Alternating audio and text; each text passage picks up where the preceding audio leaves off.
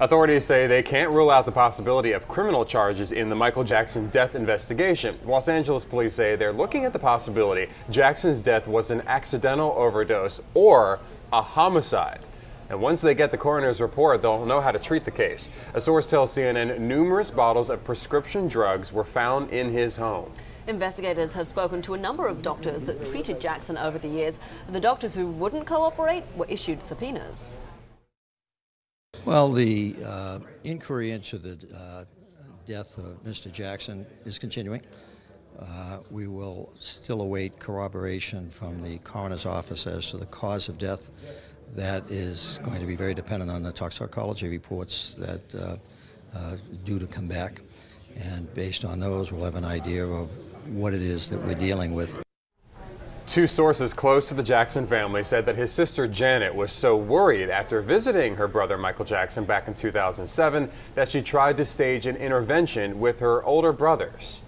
Michael Jackson reportedly ordered his security guards not to let family members in and refused to take calls from his mother, Catherine. Okay, we're going to talk now to a man who has seen both sides of this prescription drug issue as an addict and now as a counselor. Yes, Mike Loverde, an intervention specialist, joins us from Chicago. Mike was actually 29 when his family staged an intervention. And Mike, we really appreciate you being with us. Very interesting, this issue of the intervention. We're just hearing that Janet Jackson was so worried about Michael Jackson that she did try to stage one back in 2007, but Michael Jackson refused to let her and her two brothers in. So Mike, perhaps you can tell us, how hard is it for an addict to let somebody help themselves, if you will? It's actually pretty difficult as far as just the addict changing without the family changing also. You know, speaking in regards to Janet, you know, the question would be, did she even, you know, retain a professional intervention counselor? And if so, did that counselor assess the situation and bring in all family members that could have been potentially enabling Michael? Because the whole key to an intervention is about getting all of the family together, not just three people. You know, there was a lot of things at play from what I understand. You know, people were helping them get medications, etc. All of those people should have been part of an actual intervention and not just three people who kind of tried to do it themselves. Mike, in your case, what was your drug of choice? How are you abusing these prescription drugs? Well, my drug of choice initially was Vicodin and then Percocet, and then it went on to an IV heroin problem. And how I obtained the drugs was, like many people do today, seeing various doctors with various illnesses, and of course the doctors were unaware of each other prescribing me the medications. And they call it essentially doctor shopping. How easy is that to do? I could go right now and see 4 different doctors and get four different prescriptions in 4 hours. Yeah, that's one of the things that they said about Michael Jackson, was that, Mike, he was doing just that, as well as having his employees pick up prescriptions in their names for him. Is that also a common practice?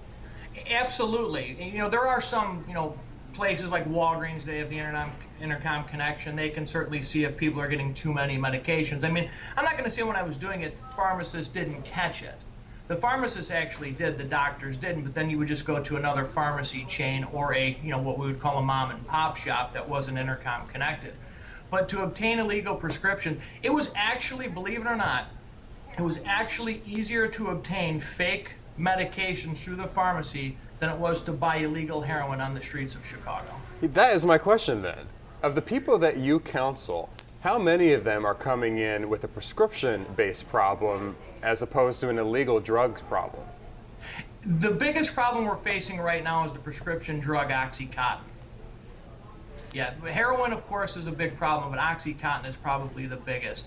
And they're getting it through either the streets, doctors, or even psychiatrists. Why do you think that prescription drugs are now more of a problem than the street drugs, the illegal drugs? I think because they're easier to get, and I think the other part is, too, there's a psychological justification when your name's on the bottle. And then, of course, we put doctors and psychiatrists on pedestals thinking, well, I have a back injury. The doctor said so. My name's on this bottle. Green light to use.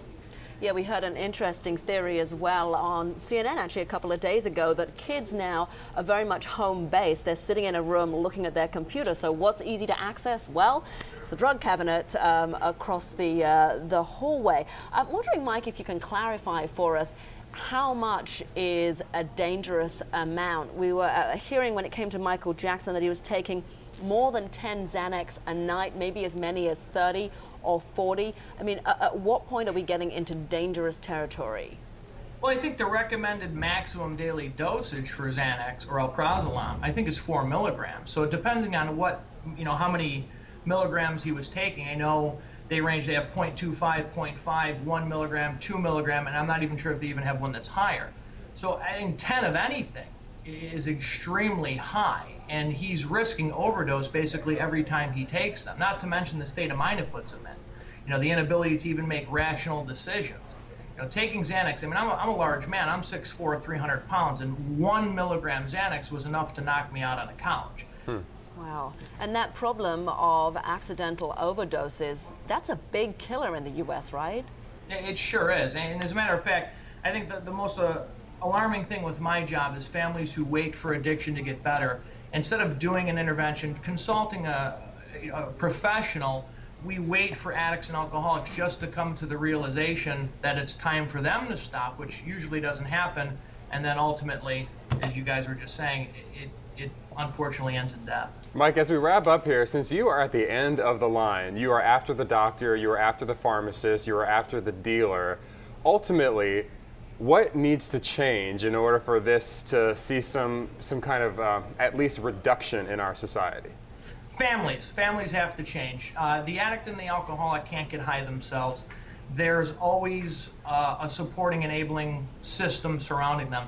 In closing, addicts and alcoholics create unhealthy family systems to make their addiction as comfortable as possible and as easy as possible. Even with Michael Jackson, he never could have gotten away with it on the level that he did had people not helped him to do it.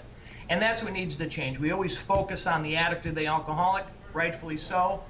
But if you're 21 years old, you're living at home, your mom's paying all the bills and supplying all the food, and the heat and the electricity is magically paid, would you go to rehab?